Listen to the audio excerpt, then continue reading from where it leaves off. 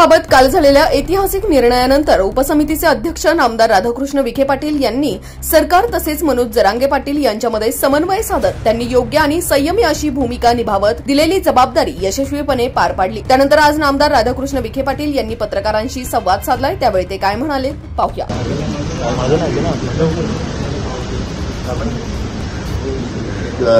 मला व्यक्तिगत समाधान आहे परंतु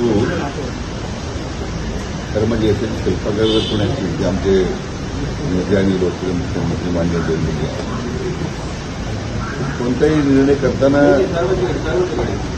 त्याला एक फार मोठं पाठबळ लागतं। त्यामुळे या सगळ्या निर्णय प्रक्रियेमध्ये सातत्यानं किमान रोज माननीय मुख्यमंत्र्यांसमोर चर्चा व्हायची। शेवटी काय अनिवार्य आहे, काय कायदेशीर प्रश्न निर्माण होत राहतात, त्याला त्यासाठी पर्याय काय आहे, या विषयाबद्दल सातत्यानं त्यांचं मार्गदर्शन लागलं। कारण खरं म्हणजे विनाकारण त्यांना बदनाम करण्याचा काही म्हणजे प्रयत्न नाही, परंतु कालच्या निर्णयामुळं खरं म्हणजे जरांगे पाटील तर शिल्पकार आहेतच, कारण अतिशय निष्ठुर आणि निस्वार्थीपणे त्यांनी आंदोलन चालवलं।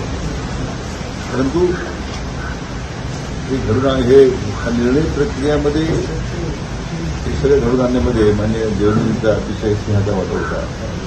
पण खरं म्हणजे त्यांच्यासुद्धा मी मनापासून अभिनंदन करतो।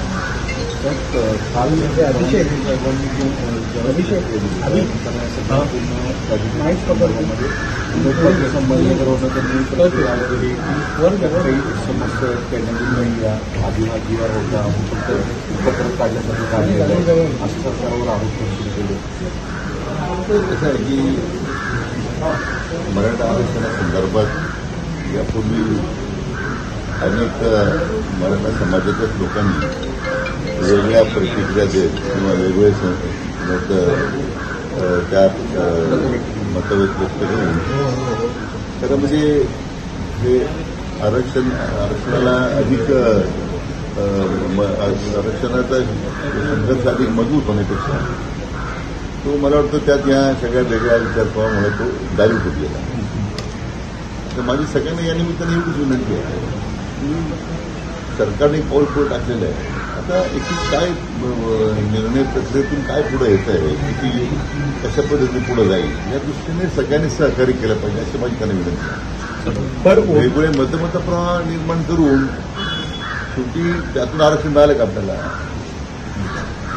हे असं चुकीचं होतं, ते बरोबर होतं, योग्य नाही, ते योग्य आहे, ठीक आहे ना। मग ह्या सगळ्या तुमच्या मागच्या 3-4 वर्षाच्या सगळ्या तुम्ही ज्या जी मतं व्यक्त करीत होता तर त्यातून खरं आरक्षण आपल्याला मिळालं नाही मिळालं, तर ते अपयश पदरात पडला।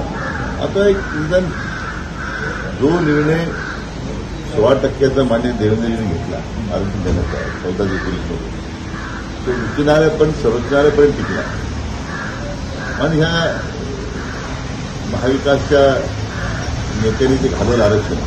त्यावेळी खरं म्हणजे मराठा समाजाच्या सगळ्या विचारवंतांनी एकत्र येऊन त्याचा कुठेतरी खंबीरपणे विरोध करायला पाहिजे होता, तर उघडं पाडायला पाहिजे होतं। असं काही घडलं दिसत नाही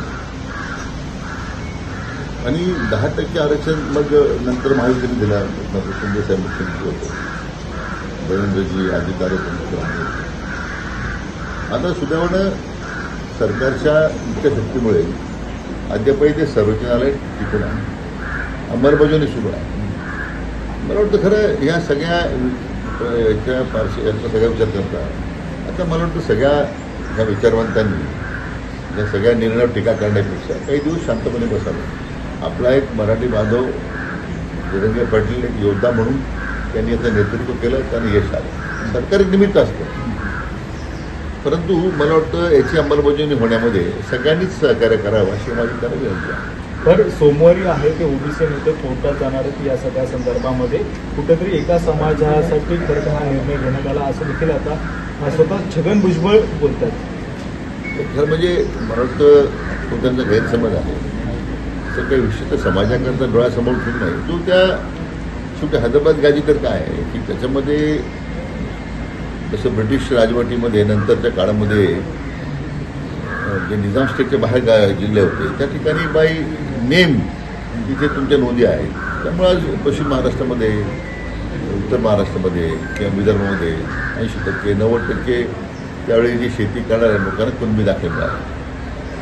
आता हे सगळे हैदराबाद गाजीकरमध्ये तो नंबर आहे, नाव नाही. आता त्याची स्क्रुटिनी होते, स्क्रुटिनी होणार.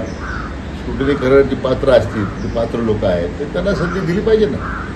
तुम्ही त्याला कसं तुम्ही प्रवाहाच्या बाहेर ठेवणार. मला वाटतं तो एक धाडसी निर्णय केला, पण त्यातून जी मागे सरकारची भूमिका तर आजही सांगितलं पाहिजे की कुठेही ओबीसीच्या आरक्षणाला त्यामुळे धक्का लागणार नाही.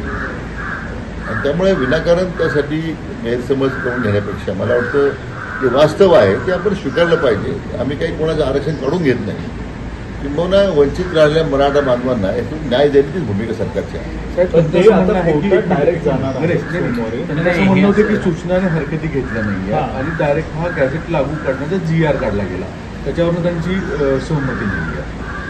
शेवटी याच्यामध्ये न्यायमूर्ती शिंदे साहेबांचं मत आपण घेतलं, कारण ते त्या राज्य सरकारने वतीने नेमलेल्या समितीचे प्रमुख आहेत आणि त्या या सगळ्या विषयाची ते सातत्यानं त्याबद्दल माहिती घेत आहेत. माननीय ॲडव्होकेट जनरल आपल्या राज्याचे त्यांचंही ते मत घेतलं आहे.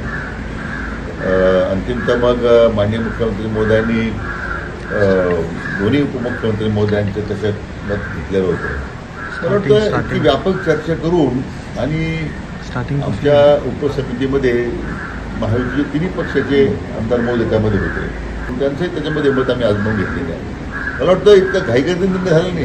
अतिशय विचारांची व्यापक चर्चेतून वेगळे मतं जाणून मग हा निर्णय केलेला. सर, कुठेतरी उपसमितीवर आरोप होत आहे. लक्ष्मण हाके असं म्हणत आहे की उपसमितीला आरक्षणाचं ABCD पण माहिती नाही आहे. कुठेतरी बायस पद्धतीनं उपसमितीनं काम केलेलं आहे. एकूणच OBC नेत्यांकडनं कुठेतरी नाराजी व्यक्त होताना दिसत आहे. मला खरं म्हणजे आता मी मागे लक्ष्मण हाकेंना सल्ला दिलेला आहे की तुम्ही अन्य लोकांच्या आरक्षणामध्ये का लुटबुड करता. तुमच्या राजकीय पुढे का बाजून घेता तुम्ही या आरक्षणाच्या मुद्द्यावर. ज्यांचं आरक्षण मिळतं त्यांना ते मिळणारच आहे. तुमचं OBCचं आरक्षण कोणी काढून घेत नाही ना. मला वाटतं एखाद्या विषयाबद्दल उपसमितीचं अज्ञान आहे का आम्हाला काही कळत नाही. आता ज्यांना फार कळतं त्यांनी अतिशहारपणा करू नये एवढीच माझी अपेक्षा आहे. साहेब, रोहित पवार कमेंटकरनं आता एक आरोप केला की मुद्दाम शासनाने हा निर्णय घेऊन मराठा विरुद्ध OBC हा वाद निर्माण उभा केलेला आहे. कोणी केलं आहे? हे रोहित पवारांनी म्हटलेलं त्यांनी म्हटलेलं असं की रोहित पवारांना काही समजलेलं नाही काय आंदोलन. मला वाटतं रोहित पवारांचं सगळं राजकारण आता ते स्वतः बोलतात ते त्यांच्या काकांचं बोलतात ते समजत नाही. एकदा माहिती घेतो मी. त्यांचे आजोबा मराठा आजोबांचं त्यांना मार्गदर्शन आहे. त्यांनी मराठा समाजाला मराठा आरक्षणमधून वंचित ठेवलं.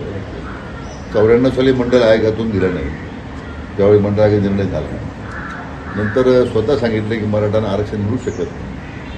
मला वाटतं त्यांनी एकदा आजोबांचा सल्ला घेतला पाहिजे, त्यांना विचारलं पाहिजे आपण आरक्षण काय देऊ शकलो नाही.